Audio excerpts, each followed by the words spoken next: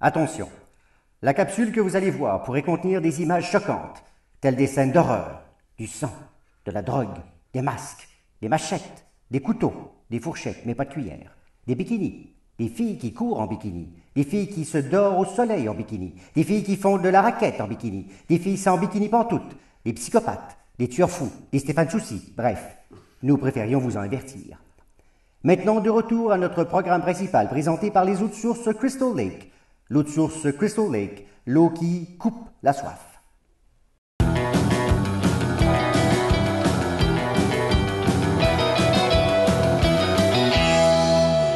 Salutations cinéphiles, mon nom est Michel Terrien, bienvenue au Petite Vue.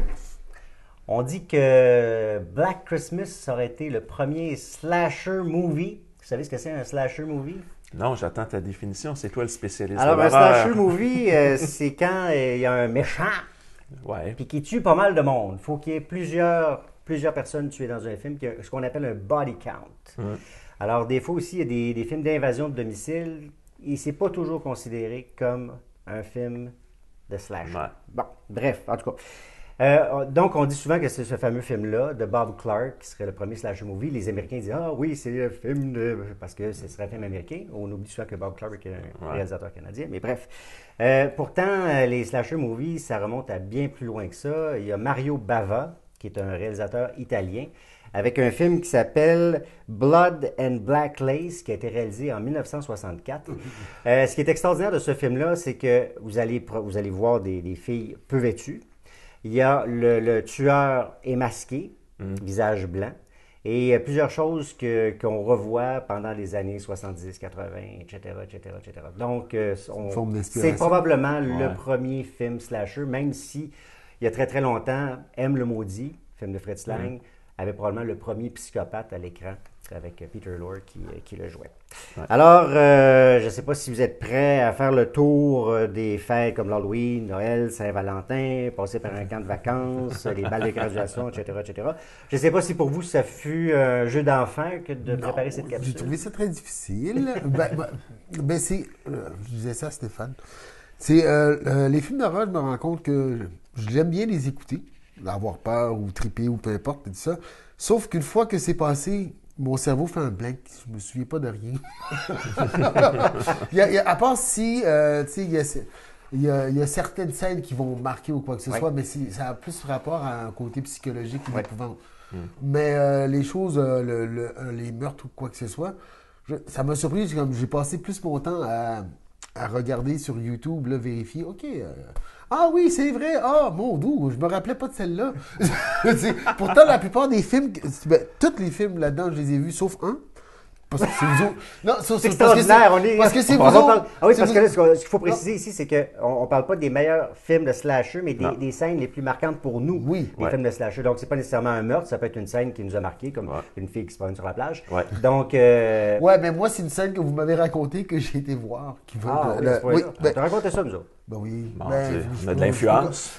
Ça arrive. Hein? Alors, c'est mon numéro 5 d'inspiration. C'est moi qui commence? Oui, c'est toi qui commence. avec tes mentions spéciales. Oui. Mention spéciale. Alors, c'est Jason X. C'est le liquide nitrogène. Oui, on t'a parlé quand j'ai dit, il faut absolument que je vois ça.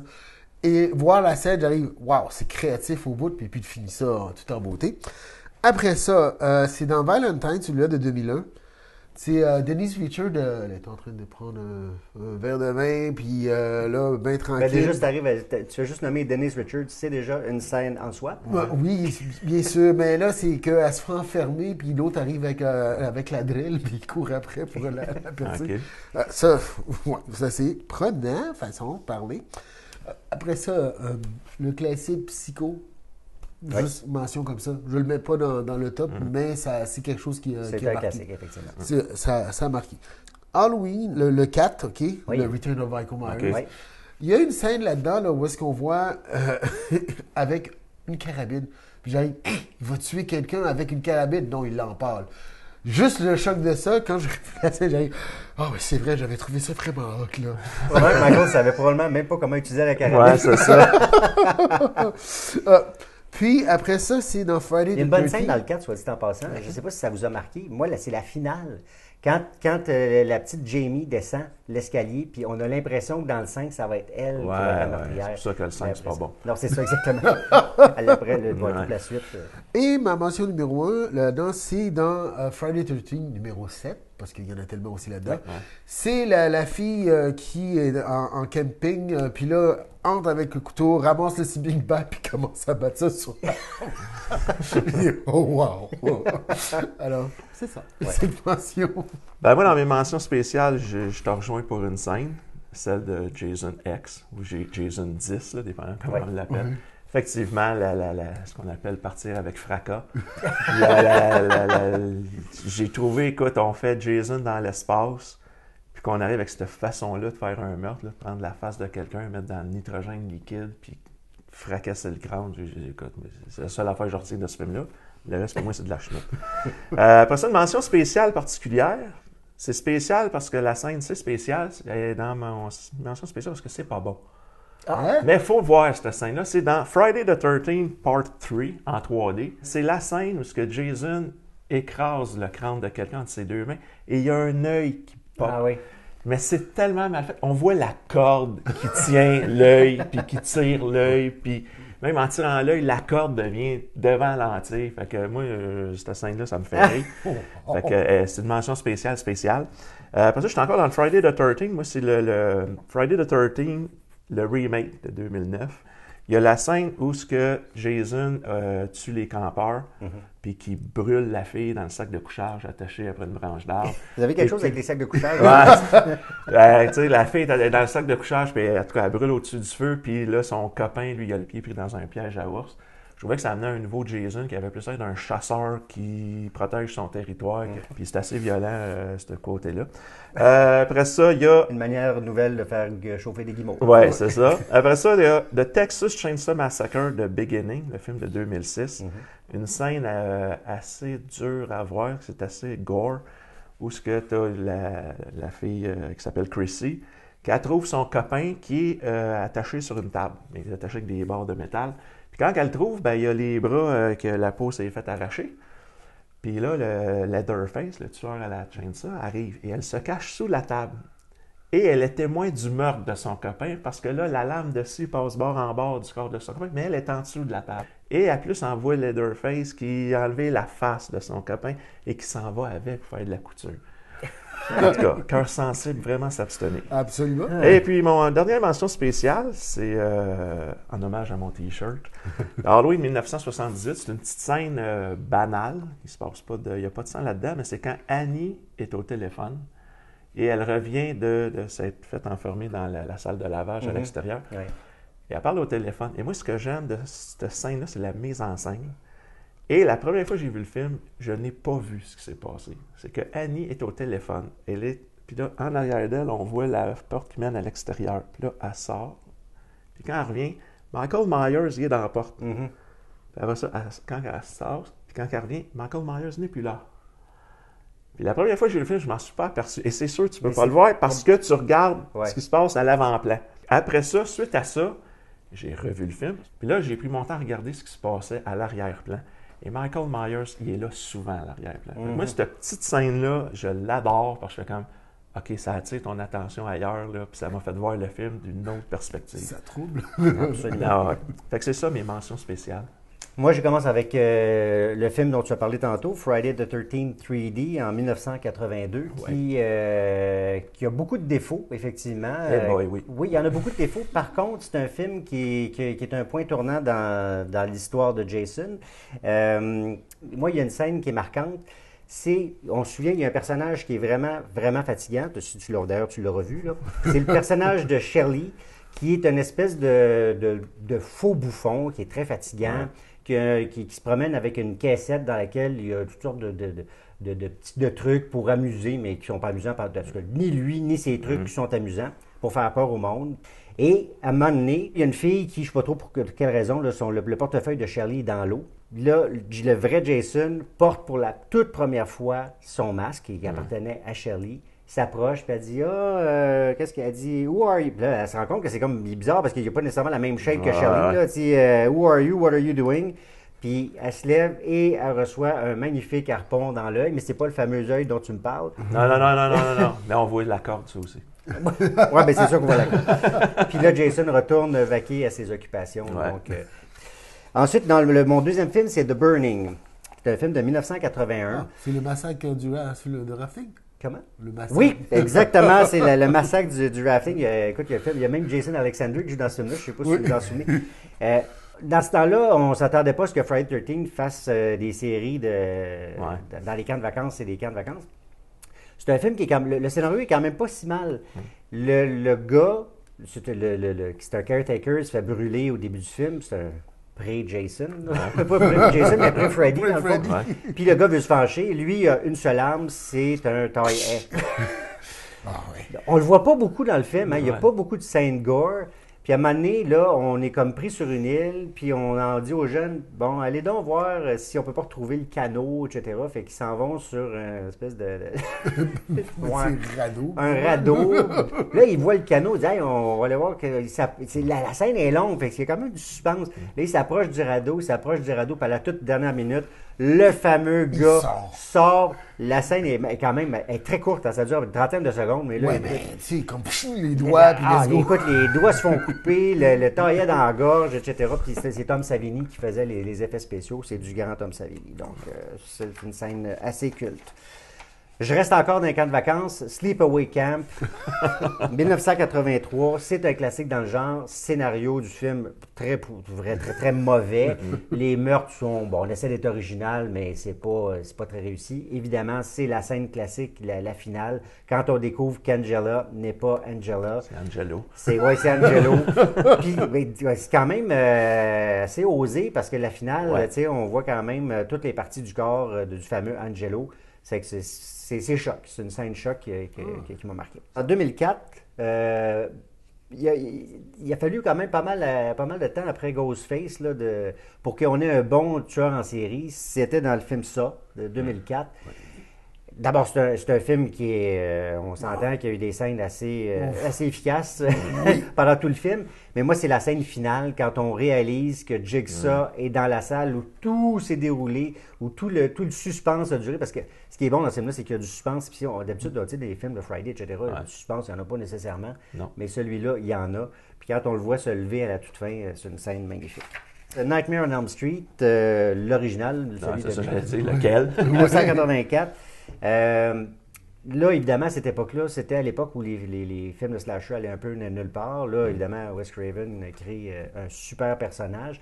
Freddy Krueger. Puis, à cette époque-là, moi, là, je parle, quand je l'ai vu la première fois, cette scène-là, on connaissait pas Freddy Krueger encore. Et c'est le premier meurtre. Tina. Ouais. Là, Freddy arrive avec ses bras qui s'allongent. Il griffe le métal. Et là, il s'attaque à Tina. Écoute, cette scène-là, écoute, je fais juste y penser, puis j'ai encore des frissons. C'est probablement, pour moi, c'est le meurtre le plus efficace qu'on a fait dans cette série-là. Absolument. Écoute, il s'attaque à elle. Son chum est dans le lit. Il se demande qu'est-ce qui se passe. Oui, parce que tu es dans le rêve, dans son cauchemar, et puis t'apparais, t'es dans le lit, puis là, elle commence à... Tu vois les coupures. C'est ça, sa poitrine se fait déchirer. Exactement. Elle est puis là, comme un peu, elle se fait secouer comme dans l'exorcisme, elle se fait projeter au plafond. Écoute, c'est sanglant, là. Écoute, ça, c'est vraiment une scène qui m'a marqué vraiment à vie. On y va pour les... OK, alors... Top 5.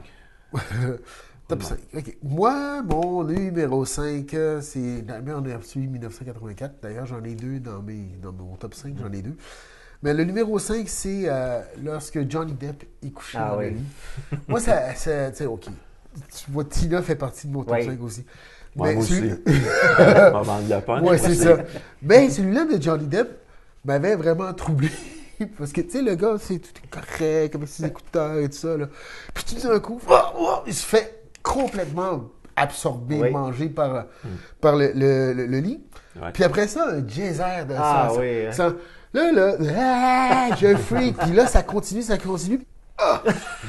Wow! Ça, c'est... Dans le nouveau genre, on pourrait dire, parce que je trouve que en 84, quand Nightmare est sorti, c'était on pourrait dire, un des tournants dans le côté slasher originalité. C'est parce qu'on mélangeait la réalité et le rêve, qu'est-ce qui n'avait pas été nécessairement fait.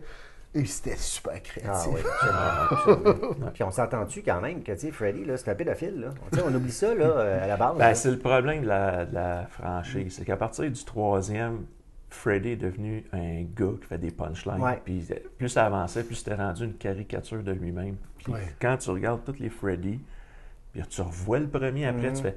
Mon Dieu, c'était... Qu'est-ce qui s'est passé? Ben là, c'est à partir du 3e. Parce que c'est lui qui est devenu comme l'anti-héros, là, tu sais. Ouais, mais tu sais, tu le regardais faire des punchlines, parce que dans le premier, oui, c'est vraiment un personnage terrifiant que tu veux pas approcher. Dans les autres films, c'est comme, il a l'air cool, il fait des jokes. Ouais. Fait que, non, fait que la franchise, de toute façon, toutes les franchises, que ce soit Halloween, Friday the 13th et Nightmare on Elm Street, c'est tout en entier. Tu regardes le premier, c'est le fun, là, il y a une suite, tu vas voir le deuxième, c'est moins bon. Comme Freddy, le deuxième, c'était pas bon parce qu'ils ont carrément viré le concept à l'envers, que là, Freddy vient en réalité. Parce qu'on va en faire un autre, bon, ben, c'est peut-être pas si pire parce que j'ai aimé le premier, tu vois, le troisième. Le Dream Warriors, c'était le fun parce qu'on venait à ce que c'était le premier. Wes Craven aussi était de retour. C'est ça. Là, on est dans un rêve, on a recompris. Là, après ça, tu reviens, puis là, ça dégénère. On est rendu que le fils de Freddy, puis là, c'est comme, man, ça va trop loin. Les Friday the 13th, c'est la même affaire. Là. Moi, au 4e, il aurait dit, même il y a une scène du 4e, c'est ma 5e position. Avez-vous vu le lien? Fait que, 5e position, Friday the 13th, The Final Chapter. Que justement, ça aurait dû garder son titre. The Final Chapter, pour moi, c'est le meilleur film de toute la série des Friday the 13th. La scène que j'aime beaucoup, c'est une scène d'assassinat. C'est justement le héros du film qui descend dans le sous-sol. Puis là, il remonte avec le personnage de Trish. Puis là, il redescend et Jason est dans le sous-sol. Puis il l'attrape, puis il l'amène dans le coin et il commence à faire se tuer, à le tuer. Mais normalement, dans les films de Friday the 13th, les meurtres sont assez comme... C'est un coup, puis c'est fini, puis il n'y a personne qui crie. Tu sais, genre, allô, qui est là? J'ai reçu une hache dans le front. J'ai reçu un coup. Mais là, le gars, pendant qu'il se fait tuer, il crie, là, il est en train de me tuer, sauve-toi, sauve-toi. Puis là, tu as le point de vue de elle, puis tu vois Jason qui... Tu sais, écoute, cette scène-là, je fais... Tabarnouche, c'est heavy, là, c'est violent, là, pour du Friday the 13th, là. Okay, c'est pour ça que ça te fait... C'est mémorable pour moi. Oui, d'accord. Ah oui, donc numéro numéro 5, c'est Texas Chainsaw Massacre, l'original en 1974. Film très dérangeant. Moi, il m'a toujours vraiment dérangé. Ah, moi aussi, ça m'a dérangé, ça m'a tapé ses nerfs. Moi, je sais, toi, ça t'a tapé ses nerfs. Ah non, moi, ça m'a troublé. Non, moi, ça m'a vraiment, vraiment troublé. Toi, je sais qu'il y a des affaires que je sais beaucoup, ça t'a dérangé, là. Tu veux que j'en parle là? Non, on va continuer. Non, mais moi, en fait, il y a des scènes qui sont très, très longues, là, mais en fait, je pense que c'est ça qui fait en sorte que c'est dérangeant. Parce que c'est le côté c'est fatigant, toi. Le côté documentaire de ça fait en sorte que t'es happé là-dedans, puis tu te dis, écoute, c'est dégueulasse. Mais moi, la scène qui m'a toujours troublé, là, je l'ai regardée, puis je me suis dit, OK, là, j'ai vu le truc pour la première fois parce que je ne l'avais jamais vu. Parce que, tu sais, là, je me suis juste attardé à ça, parce qu'habituellement, je regarde toujours juste le film. C'est quand la fille est dans la ferme, puis qu'elle, tu sais, est en train à furette dans la ferme, on s'amuse, on regarde. On dit, mon Dieu, il y avait des belles plumes. On gambade dans les champs. Et puis que là, Leatherface l'attrape, puis écoute, quand il pogne quelqu'un, c'est assez rapide. Et là, il l'attrape, puis il l'amène directement dans sa cuisine, c'est vraiment sa cuisine. Et qu'il l'accroche sur le crochet. Écoute, moi, ça m'a toujours, là... J'ai toujours eu des frissons. Puis là, je me suis rendu compte, tu sais, ça va tellement vite que tu oublies ces scènes-là. Non seulement elle ne meurt pas sur le coup, mais elle voit son... Tu sais, comme tantôt, c'est la même affaire que toi. Elle voit son chum en train de se faire décapiter. Tu sais, puis en fait, couper en morceaux avec ça. Le temps qu'elle ne meurt pas... En tout cas, cette scène-là, moi, ça m'a toujours troublé de la voir. Premièrement, elle se fait accrocher sur un crochet. Tu sais, c'est épouvantable, cette scène-là. En tout cas, bref, je ne veux même pas en parler plus longtemps. ça me dérange à chaque fois. Ta poche est encore rentrée, Gary, je te le dis à chaque fois qu'on tourne. Bon. C'est horrible. Rentre ta poche. Bon, d'accord. Jeu de mots. Alors, nous allons avec le numéro 4. Oui. Le numéro 4, pour moi, c'est dans ça 5. Et puis, il y a les sorts, comme tu dis, c'était un autre étape, côté horreur. Ça veut dire créativité et suspense par rapport à des histoires différentes de ce qu'on a connu. Que le méchant n'est pas celui-là qu'on pense, parce que les autres, c'était toujours comme ça, c'est toujours évident. Dans celui-là, là, à un moment donné, il y a une pendule avec une hache qui est en train de se balancer comme ça. Et le gars, il doit essayer de désactiver les affaires. Mais juste le stress d'essayer de se déprendre, puis de voir cette affaire-là qui descend. T'sais, finalement, il réussit, mais il est trop tard. Puis il se fait trancher. C'est vrai. Mais c'est tout le suspense, le build-up pour arriver à réussir, mais en vain, là. Mais c'est tellement créatif, là, tu sais, c'est ça, comme tu dis, ouais. là, wow! Moi, j'ai une Qui est question. fucké comme ça pour penser à ça? Parce que j'ai fait beaucoup de recherches pour savoir est-ce que les films de ça, c'est des slasher movies. Et j'ai pas trouvé la réponse parce qu'il y a plusieurs opinions là-dessus. Ah oui, je comprends. Si je me fie à ta définition, pour moi, oui, c'est un slasher movie. Il y a un parce qu'il y a tueur qui est humain, c'est pas des fausses des entités, et il y a un body count. Oui.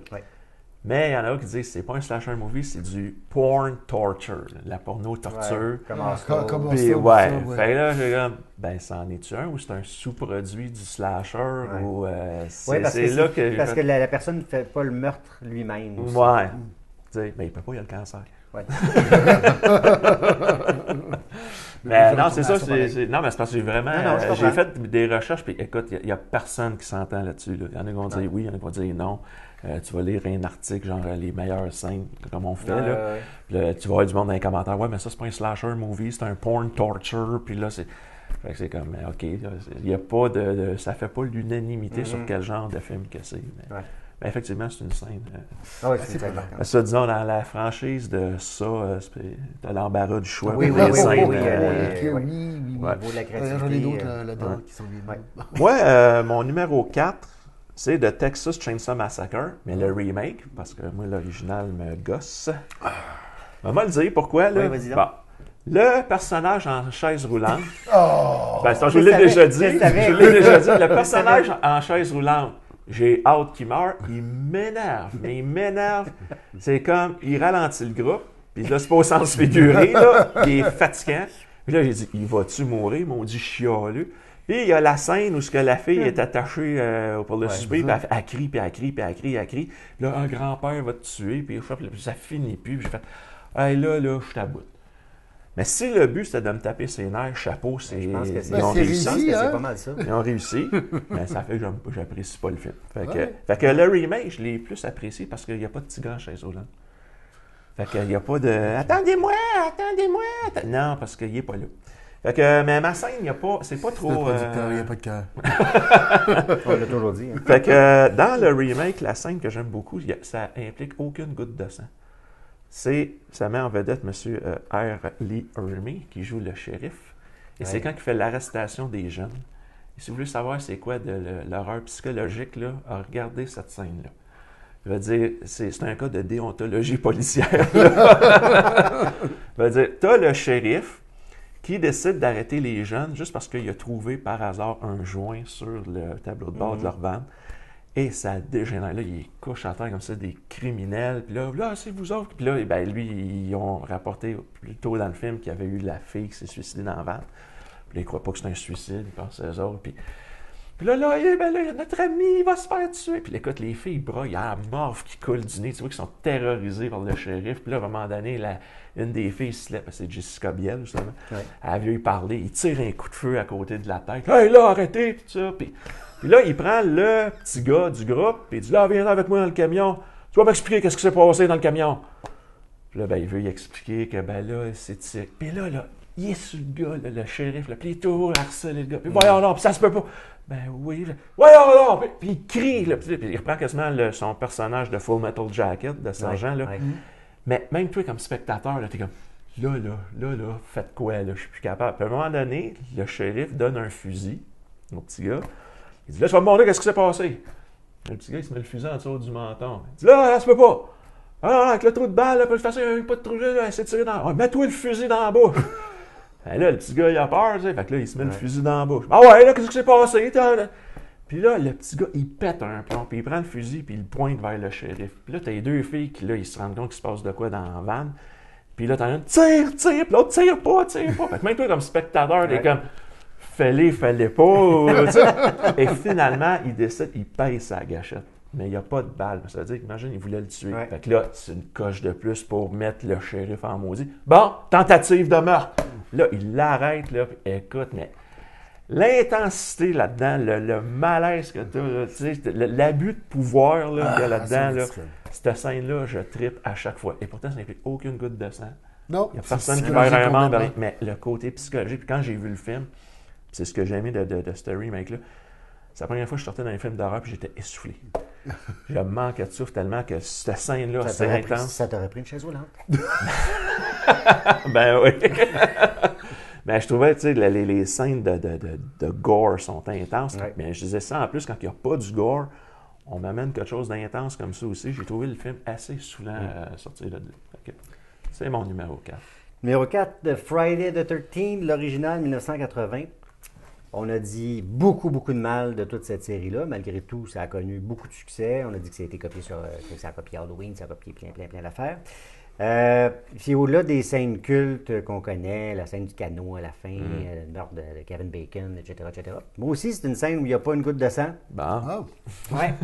Moi, c'est quand Annie, là, c'est la fameuse cuisinière qui devait se rendre au camp de Crystal Lake. Au début, elle a un lift avec le camionneur. Puis après ça, bon, le camionneur la laisse au cimetière. Puis après ça, elle doit prendre un autre lift. Et elle monte à bord de la Jeep qui est conduite par Mrs. Voorhees. OK. Et puis là, ben là, Mrs. Voorhees l'amène. Puis elle parle tout le temps. Annie, elle parle tout le temps. Bien, on ne se rend pas compte au début qu'il n'y a aucune interaction avec le chauffeur. Ouais. Puis là, elle parle. Puis là, à un moment donné, elle dit carré. Puis là, elle passe à côté d'une intersection. Puis là, elle dit... qu'est-ce qu'elle dit? Elle dit... Hey, wasn't that the road for Camp Crystal Lake back there? Puis là, elle dit, I think we better stop. Là, juste au moment où elle dit ça, la musique part, là, les violons, là. OK. Puis là, juste à ce moment-là, tu sais, là, le suspense part. Là, tu capotes. Puis là, la Jeep part beaucoup plus rapidement. Fait que ça, moi, j'ai adoré ce petit bout-là. Moi, j'aime beaucoup, tu sais, le suspense là-dedans. Mais ça, t'as tout découvert ça en le revoyant? Non, en le voyant la première fois. Ah oui? Ah Ouais. oui? Parce que la première fois, tu ne sais pas que c'est elle qui... Non, mais là, tu sais qu'il se passe quelque chose de pas normal. Ah, OK. Là. Tu sens que ça marche pas, là. Hey, moi, elle vient de dire, hey, c'était pas, je devais pas débarquer, c'était pas ici la route. Puis, OK. Fait que là, je pense que je devrais débarquer. Puis là, fait que là, puis là, la Jeep part beaucoup plus vite. Fait que là, c'est comme, OK, là, non, là, ça marche pas pantoute. Puis cette scène-là m'a fait penser à une autre scène d'un autre film que j'ai adoré et c'était ma scène préférée. Je me suis dit, c'est pas surprenant. C'est laquelle? Ouais. C'est dans Death Proof. Ben oui. Quand il dit Well, Pam, which way we're going, left or right? Right, that's too bad. Ouais. Même violon. OK. Là, ça y est, il va falloir que je regarde les deux. On s'est fait prendre. Ben oui. Moi, mon 3, par exemple, là, je retourne à Nightmare on Elm Street, celui-là qui était dans tes mentions de 1984. C'est le premier c'est Tina Gray. Bon, là, m'a arrêté. Ouais, pourquoi? Toi aussi, t'es Parce que c'est la même chose, à la même position. Troisième position, le meurtre de Tina dans A Nightmare on Elm Street. Oh, wow! OK. On est en symbiose, là. Cette scène-là, là, tu sais, Freddy, donne la chair de poule déjà. Ben oui, parce que... Mais moi, je pense que qu'est-ce qui m'a vraiment troublé au départ, c'est le côté qu'elle sait plus où ça s'en aller pour se sauver. Et que lui arrive, puis ses bras, puis là, il commence à gratter, là. Ben, c'est juste que tu peux pas t'en sortir. Non, il prend tout l'espace. Tu vois, j'en parle, puis encore. Ah oui. Non, mais c'est vrai. Mais Moi, ce que j'aime de cette scène-là, c'est qu'on y va avec la logique du rêve, c'est-à-dire qu'il n'y en a pas de logique. Ouais. Parce que là, ça fait Tout est possible. 2 fois que vous parlez du plan que Freddy a les bras. Non, mais c'est parce que c'est la première scène où où je je vois dans sais. cette Mais scène. as-tu remarqué le plan d'après? Quand Tina elle sauve, là, Freddy, il est haut comme un enfant, puis il court un peu trapu. Ah oui. Puis le plan que j'aime bien beaucoup, c'est à un moment donné, tu as Tina qui passe à côté d'un arbre, que l'arbre, c'est un chicot, puis oups, Freddy sort dans l'arrière de l'arbre. Que ce serait illogique dans la vie. Fait que tout ce qui est l'illogisme d'un rêve, c'est dans cette scène-là. Ben, vous savez que cette scène-là, c'est Blanche-Neige. Hein? C'est Blanche-Neige qui a voulu refaire Wes Craven. Ils sont où les 7 nains? Ouais. Tu l'as vu comme ça. Il était là, ton sept-nain. Ouais. Non, mais c'est la scène de l'arbre puis tout ça, là. C'est ça qu'il a voulu refaire. OK. Il l'a expliqué à un moment donné. C'est ça qu'il a son affaire. Ben oui, mais je veux dire, c'est la scène où non, mais aussi, pourquoi le premier Nightmare on Elm Street, je trouve que c'est le meilleur, c'est que justement, il y a toute une recherche de la psychologie du rêve. Ça a été, Wes Craven est inspiré par un fait divers, qu'il y avait du monde qui dormait pas, puis tout ça. C'est ça qui l'a tout inspiré, le film. C'est pour ça que le film est assez solide. Et même moi, à un moment donné, au cégep, je faisais un cours de psychologie. C'était mon cours hors programme, parce que j'étudiais pas en psychologie. Mais on avait fait un chapitre sur le rêve. Puis là, quand j'ai revu le film, Nightmare on Elm Street, je me disais, tout ce qui se passe, là, elle monte dans l'escalier, les escaliers, c'est en guimauve, puis justement, Freddy, que ses bras sont longs, ses bras sont courts, tu es dans un endroit, tu passes une porte, tu es complètement ailleurs. Je fais, mon Dieu, ça respecte tellement c'est quoi qui se passe dans les rêves. Fait que... Et je trouve, dans cette scène-là, ben Freddy, il est dégueulasse. Oui. Là, il a la face toute luisante. Il se coupe les doigts, mais il est gluant. Ce plan-là, quand tu vois le visage, il n'est pas beau. C'est ça que je reproche après ça au film. C'est que là, Freddy est devenu stylisé. Son maquillage était léché. Puis écoute, c'était super beau. Mais le premier film, il est dégueulasse. Puis comme tu dis, il ne faut pas oublier, c'est un tueur d'enfants. C'est un pédophile. Puis ça, je trouve que ça s'est oublié au cours de la franchise. Puis le meurtre de Tina, ce que j'aime aussi, c'est le côté technique. Quand on revient dans la réalité, dans la chambre à coucher, il la couvre, puis tout le jeu de caméra, où ce que là, elle est traînée au plafond. Oui, c'est un trucage caméra, mais je veux dire, c'est tellement bien fait là, que ça en devient même étourdissant. On parle pareil de 1984. Là. Oui. Puis, le tombe, le paf! Puis, tu sais, son chum, complètement innocent, qui peut rien faire. Tu dis, mais qu'est-ce que tu veux faire là-dedans? Comment tu veux qu'il comprenne quelque chose? chose? Il n'y a aucune logique. En fait, son chum, là, c'est nous. Tu comprends? C'est notre point de vue à nous. Qu'est-ce qui se passe, tu comprends? Même, tu as le plan qui te montre que c'est le point de vue à nous, parce que tu as lui qui est en bas d'un plan, la caméra est carrément à côté de lui ici, puis on voit ce qui se passe, on est témoins, puis on ne peut rien faire. Fait que moi, dans cette scène-là, et je disais, le premier Nightmare, c'est top of the top. OK.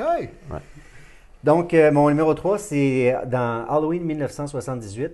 Si j'avais eu un film complet à choisir, j'aurais choisi Halloween, c'est sûr et certain, parce que le film au complet, c'est un chef-d'œuvre, on s'entend au niveau du slasher movie, là, mais c'est même plus un suspense en fait qu'un slasher movie. Il y a quand même un body count là, qui est beaucoup moins élevé qu'on peut le croire. Hein. On a l'impression qu'il y en a trois.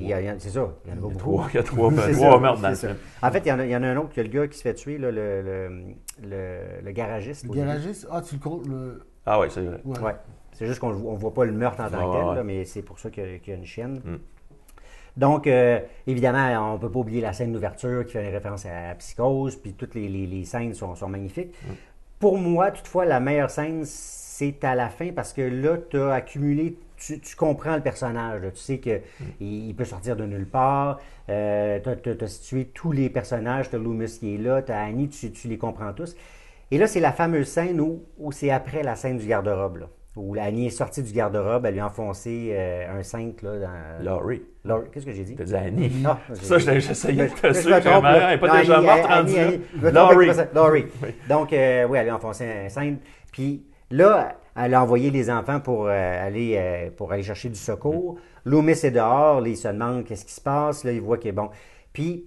Là, évidemment, Laurie, écoute, elle a perdu ses moyens. Évidemment, elle est super fatiguée, elle est à côté sur le dos du cadre de porte. Michael est en arrière. Et là, écoute, j'ai des frissons juste à y passer. Michael, il se lève. Et là, tu te dis, ben, voyons donc, là, c'est hallucinant. Et il est flou en arrière. Là, tu vois juste le blanc de son visage qui se lève. Et il n'y a pas de musique, hein? Non. La musique n'arrive pas tout de suite. La musique arrive une fois qu'on a vu Loomis dehors, et là, ça part. Ouais. Et là, écoute, tout se passe très, très, très rapidement. On pense que c'est très lent. Moi, je pensais de mémoire que ça se passait très, très lentement, mais non, au contraire, là, il se lève, puis là, il est tout ballant, là, il marche là, comme une marionnette désarticulée. Puis là, il attaque. C'est la première confrontation, une des premières confrontations, là, où ils se touchent, les deux. Là.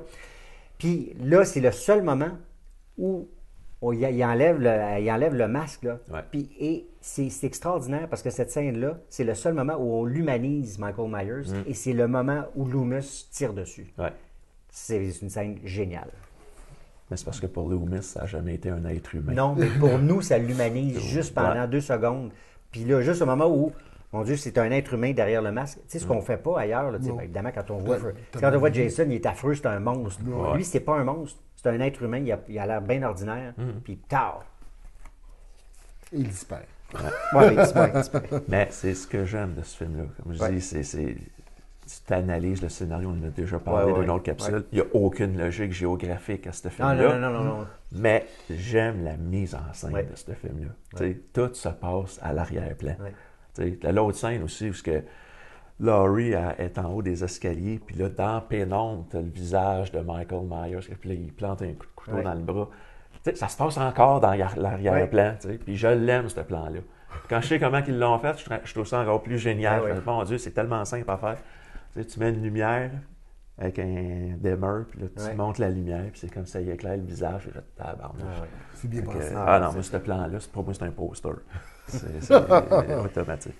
Numéro 2. Alors, numéro 2. Bon, moi, je retourne à Texas Chainsaw Massacre. Lequel? L'original, 1974. Bon, je m'en vais. C'est la chaîne de la chaise roulante, attends. OK. Quand tu meurs dans la chaise roulante, Non.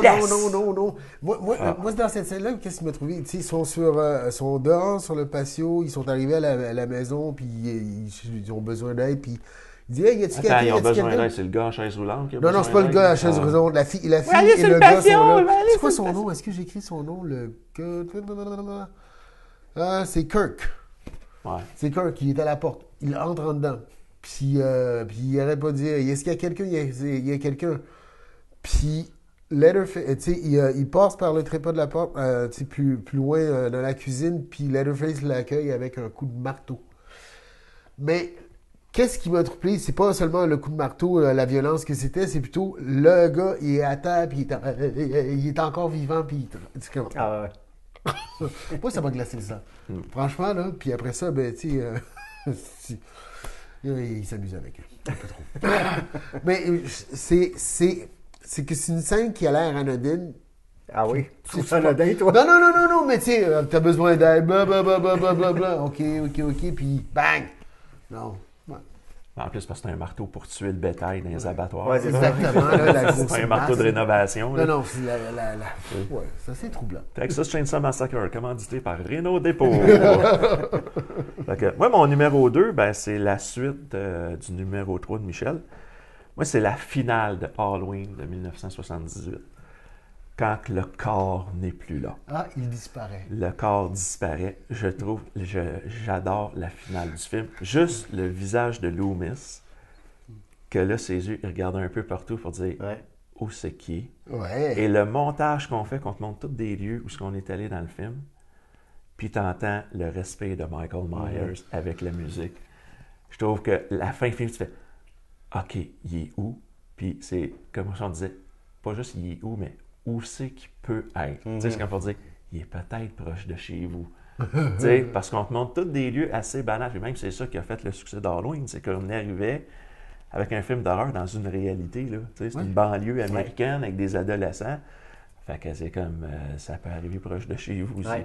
Fait que j'adore la finale. Puis j'ai aimé le clin d'œil qu'ils ont fait dans la version de 2018 à cette scène-là. Là. Je trouvais que c'était le fun comme clin d'œil. Fait que j'aime la finale de Halloween. En numéro 2, le film Opéra, film de 1987. Opéra? Ah, je pensais qu'il y avait Opéra de la Terreur. Non, après, c'est pour ça que j'attendais à la suite. Ben oui, c'est ça. Non, c'est un film de Dario Argento, qui est un cinéaste italien spécialiste du giallo, en fait. Ce qui est le cinéma jaune qu'on appelle en italien. Là. C'est un film principalement de criminels, mais il a vraiment révolutionné le cinéma fantastique et d'horreur en Italie. Là. Donc, lui, il est vraiment très reconnu pour son style très, très différent, ses éclairages, puis sa créativité. Là. Si vous écoutez un film d'Argento, attendez-vous pas à un film conventionnel. Là, avec c'est très, très différent. J'aurais très bien pu nommer probablement le premier meurtre dans Phenomena ou encore le meurtre de Masha Merrill, là, qui jouait dans Lancé Compte, dans Profondo Rosso.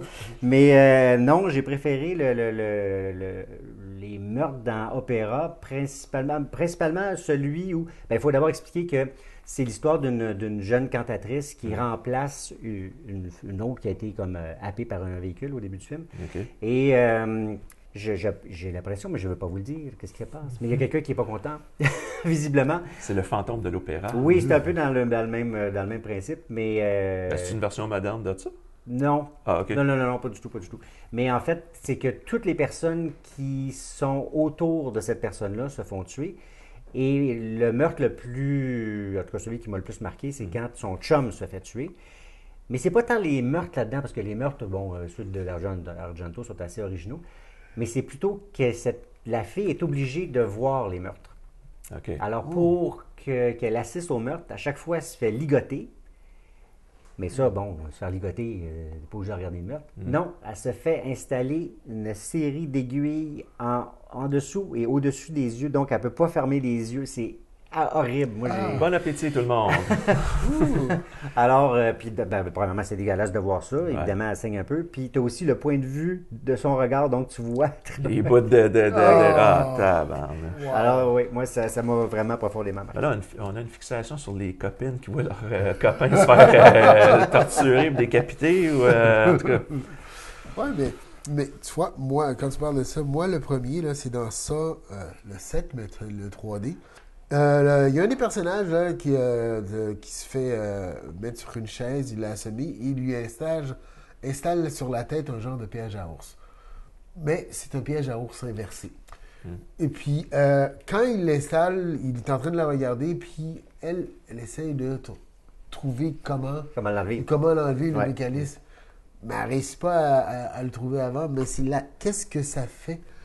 Le piège, de la façon qu'il ouvre au lieu de le fermer. Oui, c'est ça. Moi aussi, moi, je sais, mais dans celui-là, vu que c'est en 3D, c'est rare que je tombe dans une affaire de 3D. Là,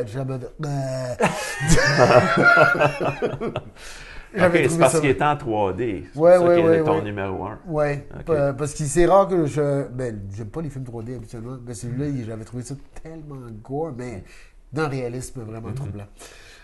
C'est pour ça que c'est mon numéro 1. Ben moi, mon numéro 1, c'est une mention spéciale, mais moi, c'est mon numéro 1. Et c'est dans la franchise de ça. Et c'est la finale du premier film. Et pourquoi c'est mon numéro 1? C'est parce que c'est une des rares fois au cinéma que j'ai sacré après le film, mais pour les bonnes raisons, et j'étais assis sur le bout de ma chaise, parce que quand je regardais le film, il est arrivé une scène où je suis devenu blasé devant le film, parce qu'on sait que les films américains, on te montre jamais rien pour rien. Donc, tu as la scène avec le Dr. Lawrence, vous savez, que là, il explique, qui est avec Jigsaw. Bon. Et tu as le gars de l'entretien ménager, qui a juste un petit plan. Son nom, c'est John. Moi, j'ai vu le film, j'ai fait, ça y est, c'est lui le tueur. Et là, le film avance, et on arrive à la finale, où est-ce qu'il est là, puis j'ai fait, je savais, c'est lui le tueur. Et finalement, le tueur se fait tuer. Et ce n'est pas lui. Là, j'ai fait, what the fuck? WTF. Là, moi, je pensais que c'était lui et tu me l'enlèves. C'est qui? Là, j'étais assis sur le bout de ma chaise comme ça. J'ai fait, c'est qui? Et là, comme tu dis, tu vois en arrière-plan Jigsaw qui se lève, la musique qui part, super bonne musique. On te fait tout le résumé, puis lui, il a fait ça parce qu'il a fait ça, puis tout le lien, puis qui se lève, j'ai fait, ah ben, tabarnouche. Je dis, je me suis fait avoir full pin. J'ai tripé. Moi, là, je me suis fait jouer, là, ça a marché. Chapeau. Je lève mon chapeau. Ah ouais, moi aussi. Fait que c'est pour ça, c'est mon numéro 1 de... Originalité. Ouais. C'est James Wan qui l'avait écrit en plus. C'est James Wan qui... Ben, il l'a écrit avec celui qui faisait la victime. Celui qui voit justement Jigsaw se lever. Ils ont fait ça en court-métrage, puis après ça, c'est devenu un long-métrage. C'est excellent. Ouais. Ah, vraiment. Alors...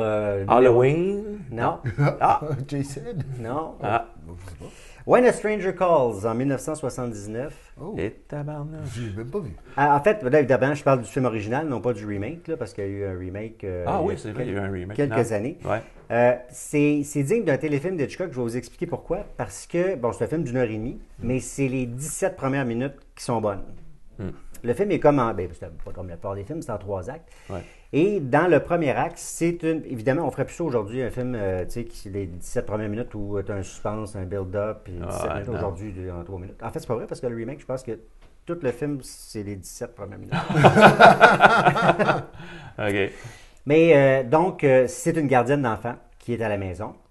Et, premièrement, aujourd'hui, ça se pourrait plus parce qu'il n'y a plus de téléphone à roulette non plus. Je ne sais pas comment elle recevrait SMS. Ouais. Mais donc, le téléphone sonne sans arrêt. Des fois, le téléphone sonne, il n'y a personne au bout de la ligne. Des fois, le téléphone sonne, puis là, il y a comme quelqu'un qui lui parle, puis ça dit « Have you checked the children? » Et là, évidemment, elle commence à paniquer. Qui êtes-vous? C'est-tu le docteur Mandrakis? Parce que c'est le docteur Mandrakis qui regarde les enfants. Ouais. Là, elle pense que c'est son chum qui a niaise. Bref, c'est la panique. Là, c'est la panique. Elle essaie de rappeler, elle essaie de trouver le docteur Mandrakis pour savoir où est-ce qu'il s'en vient-tu. Non, le docteur Mandrakis n'est pas en route. Fait que là, c'est la panique. Elle se promène dans la maison, elle commence à regarder dans les fenêtres. Puis là, ça recommence à rappeler, etc., etc. Fait que là, après un certain temps, effectivement, elle appelle la police. Elle dit là, il y a quelqu'un qui essaie de m'appeler, je commence à paniquer. Puis là, le téléphone ressonne après, puis Have you checked the children? T'sais? Fait que là, puis le gars, il dit, il commence à vraiment à la faire stresser, là, tu sais. Puis là, finalement, elle rappelle la police, puis là, la police a dit, bon, on va checker, mais tu sais, ça arrive, là, il y a du monde qui niaise, là, faut pas trop s'en faire avec ça. Mais il y a les plans sont bien étudiés, c'est lent, tu vois l'horloge, tu vois, puis il y a à un moment donné, tu sais, comme tu vois qu'elle regarde par la fenêtre, tu sais, c'est juste assez pour que le suspense soit vraiment, vraiment bien construit. Puis évidemment, ça se termine. Je sais pas si je devrais te le dire, parce que les gens n'ont peut-être pas vu le film, mais... Tu veux dire le punch de la fin? Ouais. Non. On ne dira pas. Mais c'est à voir, c'est vraiment à voir pour les 17 premières minutes. Après ça, il y a le deuxième acte qui est moins intéressant. Puis le troisième acte va chercher un petit peu ce qu'on a vu au début. Là, puis c'est quand même pas si pire. Mais vraiment, le premier 17 minutes est à voir absolument. Donc, voilà. Fait que voilà, on a fait le tour. Fait que je sais pas ce que vous allez faire après la capsule. Chose certaine, n'allez pas dire Candyman 5 fois devant le miroir. S'il vous plaît, don't fall asleep.